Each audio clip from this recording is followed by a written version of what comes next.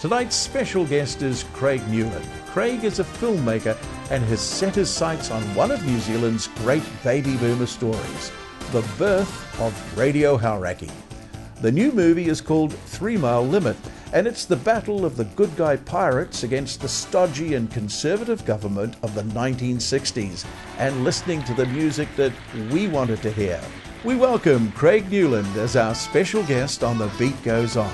Craig Newland, welcome to The Beat Goes On. Thank you, Jared. And you're doing something wonderful for us baby boomers.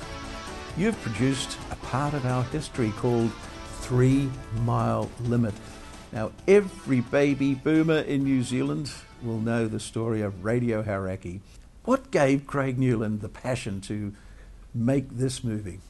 Well, it's a good question, Jared, and I used to work in radio prior to getting involved in the film industry, and I wanted to produce a film. I read a lot of scripts. I didn't find anything that sort of ignited the fire, which is obviously what you need as a filmmaker to go on the journey.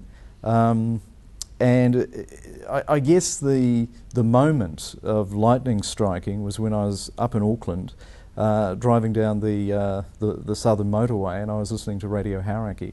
And I heard the announcer say, "You're listening to Radio Hauraki, the home of the Morning Pirates."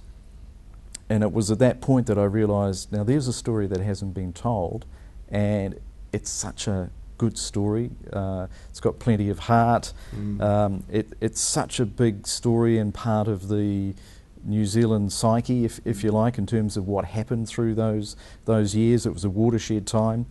And from there, that was kind of the moment that I sort of was sent on this journey, and it was a now, sort of this a big was some journey. years ago, wasn't it, when that road to Damascus experience happened? Road to, where was it? Road south on the southern motorway. About 12 years ago you had that first 12 film, years wasn't ago. it? So it is a long, torturous road to get a movie produced and on the screens. Well, of course, back then I was just looking at producing. I wasn't looking at directing at all. It was a case of then finding somebody to write the screenplay, because I was only producing it. After not being able to find somebody to write the screenplay, I ended up interviewing some of the original pirates and knocking out the first draft, which was miles too long. It should have been around 110 pages. It was 320. We could have turned it into a mini-series quite comfortably.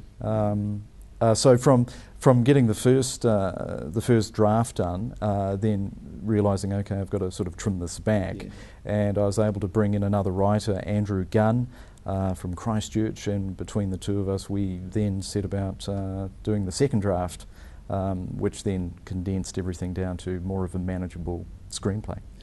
Now, it is true that when you had that moment about, oh, this is a great story, something should be done, a lot of other people have also had that thought, but they haven't actually done it. They've said things like, oh, I'd like to write something about Hauraki, but they never do. Well, it's quite interesting that you say that, because when I first rang David Gapes to get an interview, David said to me, "Not another bloody interview about Radio Hauraki," and I said, what do you mean? And he said, "Do you realise how many people have been trying to make this film over the last 25 years?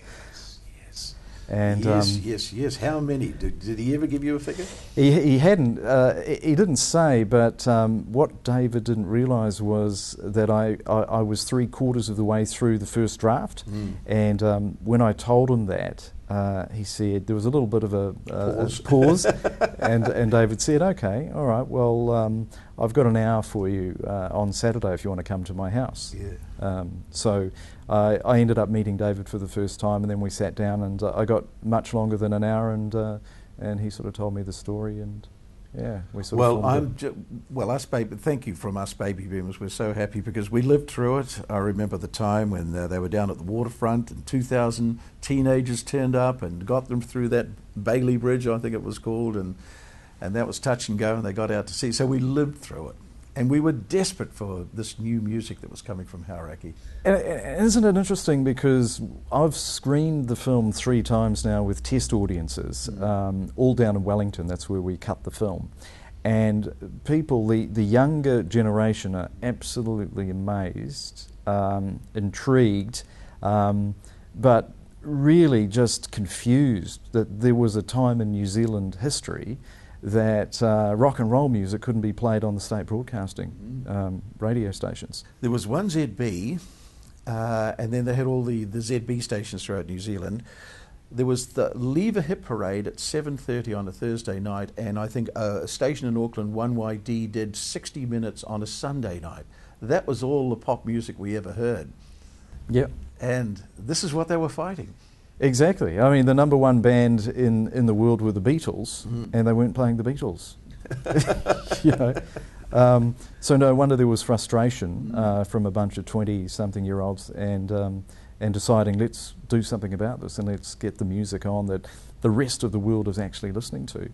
Now, you've had 3 screenings, test screenings, but the film it's all made, it's all finished. Where to from? When will it be released to the public? Well, we're just working on that at the moment in terms of its release. At the moment, we're submitting to different film festivals around the world. So we've submitted, the big one is Sundance. So we are ever hopeful that we might get into Sundance. And there's some other film festivals as well. So it'll be a case but of it will be released commercially in New Zealand. Oh, yes, absolutely. Yeah. Yes, it will. We do have a Facebook page where people can actually find out and keep up with 3 Mile Limit, which is 3 Mile Limit, the digit 3 on Facebook. Now, what about that title? I mean, there could have been lots of titles. Radio Hauraki, Rides Again, The Pirates, but why 3 Mile Limit? Well, it was the triangle. It was that international triangle where you were 3 miles from land in any one direction, and to me that just seemed such an appropriate. It kind of encapsulates the story, and we do touch on that in the film. The lead actor, played beautifully by Matt Whelan, holds up a triangle, a pull triangle, when he's talking to the guys and trying to convince the DJs to climb on board, and that's how he illustrates that, you know, we've got a triangle of international water where we can broadcast from international. Now, it's such a big story, the Radio Hauraki story. I mean, even the years when they became, there's probably very little about the legal side where they came ashore and today, but you sort of concentrate on a period from, is there a day or is there a week or is there a 3-year period? What does it concentrate on? Well, you know, it's such a big story, Gerard, and what do you leave out? Exactly. I mean, as I said previously, the first draft was 350 pages, and that's a testament to the story itself. We cover a 12-month period in the film. Very difficult to do 3.5 years plus.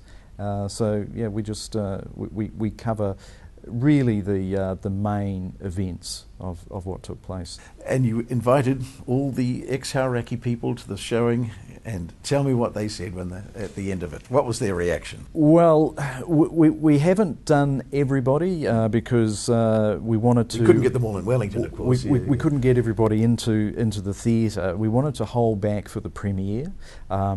David Gapes has sort of been part of this journey with me right through. In fact, I was probably more nervous about giving David Gapes the first draft of the screenplay than showing him the movie.